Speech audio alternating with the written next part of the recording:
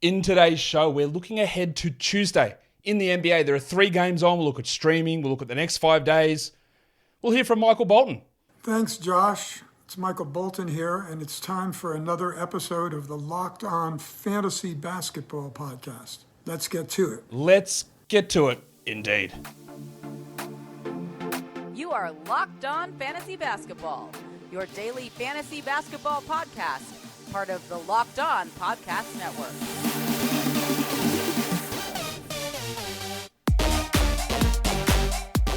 Hello and welcome to the Locked On Fantasy Basketball Podcast, brought to you by Basketball Monster. My name is Josh Lloyd, and I am the lead fantasy analyst at basketballmonster.com. And you can find me on Twitter, as always, at redrock_bball, on TikTok, at redrock_bball, on Instagram, at Locked On Fantasy Basketball, and Substack, joshloyd48.substack.com. Today's episode is brought to you by PrizePicks. First-time users can receive a 100% instant deposit match up to $100 with the promo code LOCKEDON. That's PrizePicks.com. The promo code is LOCKEDON. Thank you for making Locked On Fantasy Basketball your first listen every day. We are free and available on all platforms. So, we're here to look ahead to a 3-game Tuesday in the NBA. Morning. Let's get it on, Gilly. All right, first game, Pistons Heat. Did the injury report show earlier today, and after I recorded that, there was an update from Dwayne Casey on Cade Cunningham, and the update is nothing has changed. Cool, so a non-update. Absolutely no update whatsoever. We have no idea what's happening with Cade. I said I'd want to give it to the end of the week before I consider him a drop. I still probably do that, but I'm not sure we'll get another update this week. I don't think he's going to play. And again, it's all about individual circumstances. If you're struggling, drop him. Like, simple as that. Like, you're not going to get him back this year. You might get him back, not season. You're not going to get him back this year. You might get him back in January, maybe. But I'm highly, highly doubtful. If you're struggling, drop him. It would have been good to get an update, but, why would you ever give an update on your franchise player? It makes no sense, of course. So Cade is out. Isaiah Livers is out. This is Pistons Heat. This is a back-to-back for Miami. I don't know the status of the Miami guys, because I don't know their status for Monday's game. But I would have to expect that Jimmy Butler is going to sit one of these games. I don't know which one, but I'd have to expect that he sits one of them. Even like Gabe Vincent, who's questionable. Dwayne Dedmon is questionable as well. Those guys, you would think that there's a risk of them sitting one of these 2 games coming up. And they've got every bloody bloke in the world listed on their injury report. Isaiah Livers also out as Obi runs into the room. That's for the Pistons. Let's watch Marvin Bagley, because he had been playing decently well. Efficiency was way up. He's a good points and rebounds guy. And then he, along with most of the starters, were benched in the last game. He's played 23 minutes, 31 minutes, and 21 minutes the last 3 games. His minutes are actually all over the shop. Look at this run of games for the last 8. 21, 22, 21. Okay, not good. 31, 28, good. 23, not good. 31, good. 21, not good. Ups and downs. And then when you pair it with bad efficiency and, of course, the standard lack of defensive stats and assists, it leaves him teetering. I still think he's a 12-team league guy, especially on a low-volume day like this, but we want to see how he is used in comparison to Sadiq Bey, but also a Jalen Duren as well, because those minutes for these guys have been all over the shop, and it continues to play havoc with us evaluating them. As for the depressed penis, he played 33 minutes last game. He'd played 35 minutes the last 2 games prior to that combined. So is he a 33-minute-a-night guy? Almost definitely not, because Bogdanovic isn't going to play 24 minutes most likely. Isaiah Stewart might not play 27. Jaden Ivey might not play whatever he played, which is 28. And we saw Bey get hot. Those guys stunk, so Bey got the extra minutes. On a day like this, on a low-volume day, it is fine to have Bey. I just don't think that he's a long-term guy. And I think that 33 minutes is a little bit not indicative of what we expect. For the Heat, they have this great schedule this week. We know this. Max Strus, who is listed probable with a shoulder issue. I expect that he plays, but let's watch what he can carve out when they're healthy or when they're not healthy. That's the real big difference to me with Strus, is where the value lies on a healthy squad. I also want to watch Bam Adebayo, because a lot of people have been telling me how big a step that he's taken this season. Not really sure. I'm not really sure. He took a step up in usage when everyone was out, but otherwise, what's different? I feel like he's just doing sort of the same stuff. So let's watch that and see if there is any actual change in his overall game and the usage hierarchy on this team, or if it's just the fact that he boosted because Hero and Butler are out, which I think is probably more likely to be the case. Lakers-Cavs is the next one. The Cavs are 4.5-point favorites. The total's 224. Dean Wade is out. Rubio's out. Windler's out. I expect LeBron is going to play, but he's dealing with an ankle problem, so I've just listed him there as questionable. And Jarrett Allen is officially questionable with that back issue. So that's good news that he's officially questionable. Doesn't mean that he's going to play, of course. We always want to watch Anthony Davis for the Lakers because he's dominating. But I do also want to watch Lonnie Walker, who is a very empty scoring player. And just getting enough shots is always, to me, going to be the challenge on this squad. When you've got someone like Dennis Schroeder in the starting lineup, Russell Westbrook off the bench, where does Walker ever find the opportunity to be the number 2 guy? Because most of those, Schroeder, there's Westbrook, there's Davis, there's James. It's going to be very rare where Walker's on the court with only one of those guys making his value when he doesn't contribute rebounds, assists, steals, or blocks, and can be up and down with shooting. It makes it pretty tenuous. Now, you hold him because of the value of a low-volume day, but otherwise, I'm just not convinced. Austin Reeves, another guy that has been putting up good numbers, but with the return of Schroeder, the play of LeBron, the starting of Beverly and Schroeder together, it makes it hard for Reeves to be anything more than a streamer. He's a solid streamer for today, but I'd like the way he was playing. I just don't like where the value goes. For the Cavs, with Wade out, I expect Lamar Stevens to start, but what does that mean for Caris LeVert? Now, LeVert is pretty bad, I think, but the minutes are sort of all over the place. 29, 33. 24, 16. And the 24 and 16 were the games where Wade A got hurt or Wade missed. So that doesn't make a ton of sense, does it? Now, I don't think LeVert is going to come back and start because Stevens is going to get that job. Is LeVert at least worth streaming for this game? I think probably yes. A long-term guy? No, I don't think so. There's still a number of different players they can throw in there. Osman, Okoro, Stevens. They're starting Mamadi Diakite in these games. Mamadi Diakite is playing 10 minutes. That's not going to LeVert. Think about that. So while it's a stream here, I do not think there's long-term value in Caris. Also watch Evan Mobley, who's been playing big minutes. 40 minutes, 33, 24 in a blowout, 38, 39 without Allen there. And his numbers have been up playing as a center. If Allen is back, do the numbers decline? Where do his minutes sit in order to get Kevin Love into that mix a little bit more? That'll be something to watch. Today's episode is brought to you by PrizePicks. PrizePicks is daily fantasy, but it's daily fantasy not like you know it. It's easier. It's so much more fun as well. You don't have to go up against thousands of people putting in lineups and dealing with salary caps. It's just simple player projections.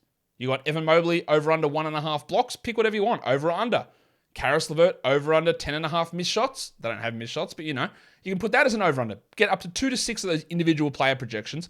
Smush them into a lineup and you can win up to 25 times your entry. It's not just the NBA. You can do the big ones like disc golf, NFL, college basketball, college football, bowl games coming up, WNBA when that starts back up, soccer, the World Cup, NASCAR, tennis, MMA, boxing, European basketball, cricket. It's all there. Entries can be made in 60 seconds or less. It's that easy. So download the PrizePicks app or go to PrizePicks.com to sign up and play daily fantasy sports. First-time users can receive a 100% instant deposit match up to $100 with the promo code LOCKEDON. If you deposit $100, PrizePicks will give you $100. If you deposit $50, PrizePicks will give you $50. Don't forget to enter the promo code LOCKEDON at sign up for an instant deposit match up to $100 dues. The last game of the day, it's the Mavericks on a back-to-back against the Denver Nuggets. We've still got streaming stuff to come after this, don't worry. The Nuggets are 4.5-point favorites. The total's 223. Maga Porter Jr. is likely out of this one. I'm not sure that's officially been confirmed, but this sort of fits in that time frame they initially gave us. So he should be out. KCP is questionable with a wrist sprain. Big Jeff Green, if I can find the sound. My name is Jeff. He's questionable to return from his knee contusion. Peyton Watson has a hamstring injury, for those of you who care about that. While Christian Wood, the woodsman, the crucifix, he is dealing with an illness that cost him the game on Saturday. I don't know if he's going to play on Monday, but we need to watch that scenario. For the Mavs, we want to watch Josh Green, whose minutes and production have been a bit all over the place. 20, 27, 14, and 27.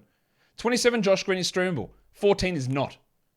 He's been shooting well above himself, so I'd expect some aggression there. But as a steals and threes streamer, Green makes a little bit of sense. And Tim Hardaway's been dominating. 31, 26, 31, 36, and 28 minutes the last 3 games, and that 28 was a blowout win. He's shooting the absolute lights out, and I can guarantee you it's going to cool off. But he is a must-roster player, and we'll see where it goes and just keep an eye on his role in the rotation, especially if they do decide to play Kemba Walker, which I don't think they will. For the Nuggets, it was a terrible game from the 5-minute man, the big stiffy, Bones Highland last game. Played 5 minutes and never seen from him again because we had to prioritize Ishmael Smith, the man on his 15th NBA team. Not 15th, but it's bloody close.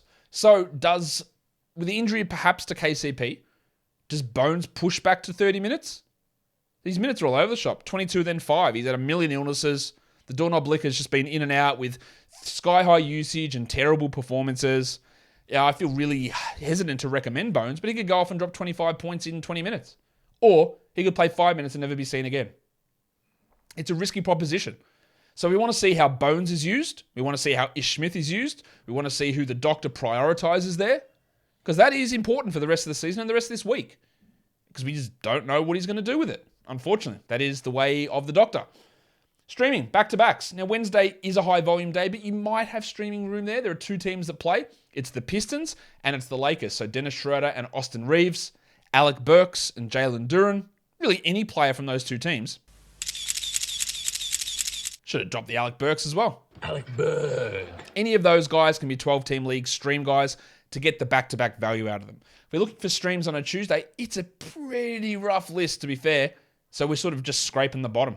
Dorian Finney-Smith, the man who has pissed on our faces so many times this season, but maybe he has a good game. I don't know. Dennis Schroeder's in that mix, who again really struggles with usage and is not a 12-team league player in my mind. But as a starter on a low-volume day, you look at it. Then you got Jalen Duren, Austin Reeves, Alec Burks. Then you get down to Lamar Stevens, Maxi Kleber, Patrick Beverley. For deeper leagues, these guys are all available 90% plus of leagues. Schroeder, Stevens, Pat Beverley, Dwight Powell, Troy Brown, Vlatko Chanchar, Ish Smith, and Joshy Green. Points leagues, these guys are all available in over 50% of leagues. Schroeder, Kevin Love. Good opportunity to stream Kevin Love here. Caris LeVert, Dorian Finney-Smith, Lonnie Walker, Caleb Martin, Alec Burks, and Jalen Duren. When we look at chunkies, the next 5 days, what are the low volume days? So we've got Tuesday, Thursday, Saturday over the next 5 days. So which players can we look at here? Well, the first name on this list I'm really hesitant about, and that's Bones Highland, because I just don't know what Malone's going to do. But with the 3 games coming up, Tuesday, Thursday, Saturday, if you believe in Bones, and I sort of do, the value is there. We love the Heat guys, Caleb Martin and Max Strus for this week alone.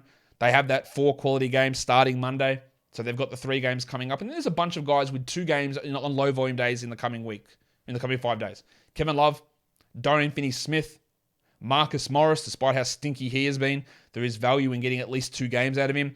This one is a little controversial, I guess, and that is Zach Collins. Now, you have to wait until Thursday, but the Spurs do play Thursday, Saturday. But if you are looking for a guy as we head later into the week, he does have 2 quality games. He will probably be a backup, but he might start one of them, and that might be enough. And then, of course, there's Tim Hardaway, who I've got on here, but he's a must-roster player anyway. Now, his rest of season projections don't love him as much as his current form does. That's why he's a little bit further down this list, and they only have the 2 qualities. But add Tim Hardaway. Do you want me to say it again? Add Tim Hardaway, and we'll see what happens. Over the next 5 days, in terms of all volume days, all games, Kyle Anderson's got 3 games, and I think he's useful enough to start through that time. Same with Killian Hayes, and same with Monty Morris, with Bradley Beal out. Yes, it is a short-term add of Monty Morris over these next 5 days at least, where Beal is likely out and the Wizards play 3 games.